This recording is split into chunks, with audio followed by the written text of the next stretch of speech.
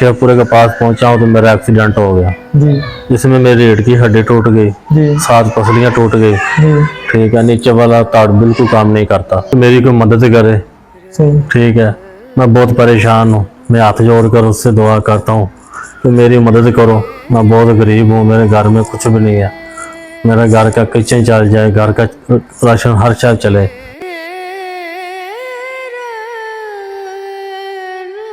अस्सलाम वालेकुम Pakistan public point के नाजरीन, मैं हूं आपका मेज़बान कलीम भट्टी। इस वक्त मैं मौजूद हूं लाहौर के इलाके कोट लखपत में। तो हमारे साथ एक भाई मौजूद हैं जिन्होंने अपनी ज़िंदगी बहुत ही आलीशान तरीके से गुजारी। तो आपको बताता चलूँ कि ये जिस घर में अब रह रहे हैं ये इनका ही घर था, अब इसमें घर में अब किराए पे रह रहे हैं।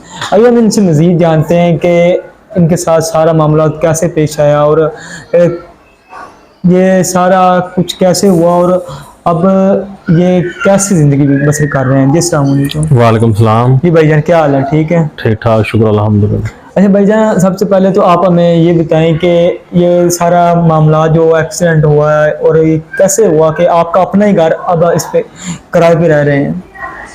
सर मैं ससुराल जा रहा था, जी शेखपुरे के पास पहुंचा हूँ तो मेरा एक्सीडेंट हो गया जी जिसमें मेरी रीढ़ की हड्डी टूट गई, जी 7 पसलियां टूट गई। जी ठीक है, नीचे वाला ताड़ बिल्कुल काम नहीं करता, जी।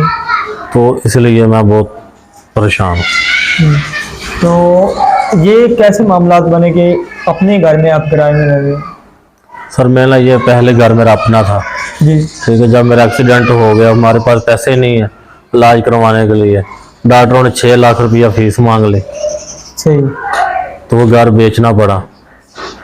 तो क्या कहते हैं, इस एक्सीडेंट से पहले कितने दिन हो गए, एक्सीडेंट कितने साल हो गए और पहले क्या काम करते थे आप? पहले मैं होजरी का काम करता था फैक्ट्री में। जी। ठीक है, तो फैक्ट्री वालों ने कोई तामन नहीं किया आपके साथ? फैक्ट्री वालों ने तामन पहले 2-4 माह किया, सही। उसके बाद नहीं किया। सही। तो क्या कहते हैं, कितनी देर हो गई है इस एक्सीडेंट? मुझे 1.5 साल हो गए, 1.5 साल हो गए। तो इलाज वगैरह कहाँ करवा रहे हैं? मैं जनरल हॉस्पिटल से इलाज करवा रहा था। सही। तो आपने घर क्यों बेचा इलाज? तो जनरल हॉस्पिटल तो सरकारी है। सरकारी है पर लेकिन उसके बाद मैं एवोसिना हॉस्पिटल है इधर गजुमते के साथ ही है, बेदियो रोड पे, जी उधर से मैंने करवाया। जी। जनरल वाले तो बात सुनते ही नहीं है। तो अब कैसे इलाज चल रहे हैं? घर का सर्किट सारा कौन चला रहा है? घर का सर्किट मेरे 2 बच्चे छोटे हैं, कितनी उम्र उनकी? एक 14 साल का और एक 13 साल में जा रहा है। सही। वो काम करते हैं? काम करते हैं वो। ऐसे तो उनकी पढ़ने की उम्र है। पढ़ते थे। सही। तो जब मेरा एक्सीडेंट हो गया तो उसके बाद हमारा सरबराह ही कोई नहीं है।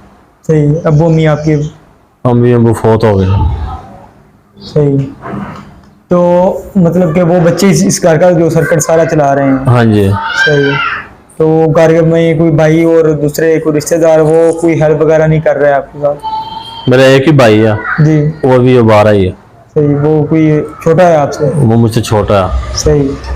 तो वो हमारी बात नहीं आता। अभी आपका निचला जो हिस्सा है वो काम नहीं करता, तो ये सारा मामला कैसे हो रहा है कि एक मतलब समझने कि बच्चा ही है आप? हाँ जी। बच्चे के कौन सारा संभाल रहा है आपको? ये सारा मेरी बीवी है, अल्लाह ताला उसको तंदुरुस्ती दे। सही। वही मुझे नहलाती है, मुझे सब कुछ वही करवाती। सही। ठीक है, मेरा साथ अभी तक वही दे रही है और कोई बहन भाई नहीं है मेरा, ना कोई रिश्तेदार है, कोई भी नहीं मुझे पूछता। आप क्या कहना चाहेंगे हमारे जो नाजरीन देख रहे हैं उनको? सर मैं ये कहना चाहता हूँ कि मेरी कोई मदद करे। सही। ठीक है, मैं बहुत परेशान हूँ, मैं हाथ जोड़कर उससे दुआ करता हूँ कि मेरी मदद करो। मैं बहुत गरीब हूँ, मेरे घर में कुछ भी नहीं है, मेरा घर का किचन चल जाए, घर का राशन हर चीज चले, मैं उसके हक में दुआ करता हूँ। ठीक है, अल्लाह ताला उसको तंदुरुस्ती दे। मेरी बहुत मेहरबानी, उनसे मेरी मदद करें, मेहरबानी। ये देखिए कि जो नाजरीन हमारे देख रहे हैं उनसे मेरी भी ये रिक्वेस्ट है कि जिनको अल्लाह ताला ने तौफीक दी है वो भाई की हेल्प करें। देखें कि लाहौर इतना बड़ा है और ये कोट लखपत में ईद का हमने इनसे पूछा तो ईद में इनके घर में समझने के ऐसे क्या है कि 100 का दिन था, ईद नहीं था। हालांकि ईद बहुत खुशी का दिन होता है। तो जो पड़ोसी भी होते हैं उनसे भी अगर कोई वीडियो देख रहा है तो उनसे रिक्वेस्ट यही है कि आप अपने पड़ोसी का ख्याल रखें और जो रिश्तेदार हैं उनसे भी यही रिक्वेस्ट है कि आप अपने जो भाई हैं, सबसे पहले आप रमज़ान गुजर गया, इसमें फतराना वगैरह भी देते हैं। तो जब आपको पता है कि एक बंदा समझ रहे एक बच्चे की तरह है, अब उसने एक अपनी आलीशान जिंदगी गुजारी है कि उसका अपना ही घर अब उसने ही किराए पे रह रहा है। तो जो दोस्त वीडियो देख रहा है, इनका इलाज करवाने वाला है, इनका इलाज करवा दे, इनके घर का राशन नहीं है, वो कह रहे हैं कि 2 वक्त की रोटी बड़ी मुश्किल से बनती है, हमारे 2 बच्चे हैं, एक 13 साल एक 14 साल का, और वो काम करने के लिए जाते हैं। उनकी कितनी सैलरी होगी? 12-12 हज़ार। 12-12 हज़ार। देख लें कि 12-12 हज़ार सैलरी हो, देखें कि कितनी मजबूर हालात में। हमने पहले भी एक स्टोरी की थी, तो उसमें भी वो उनके अपने शहर रायगंज, जिसको समझने जाती उमरान का घर है, तो उधर भी बहुत परेशान था।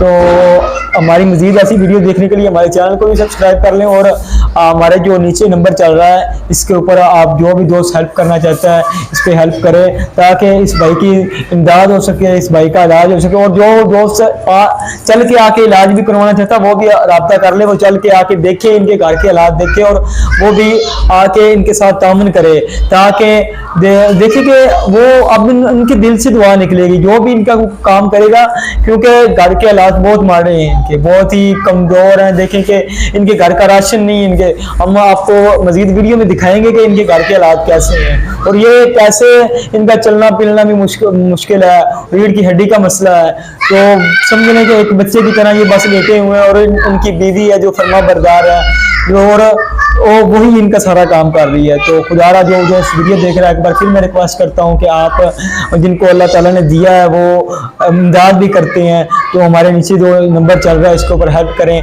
और इस भाई के साथ ताउन करें। मज़ीद हमारी वीडियो देखने के लिए हमारे चैनल को सब्सक्राइब करें। अपने मेज़बान कलीमुल्लाह भट्टी को दीजिए इजाज़त। अल्लाह ने के बाद।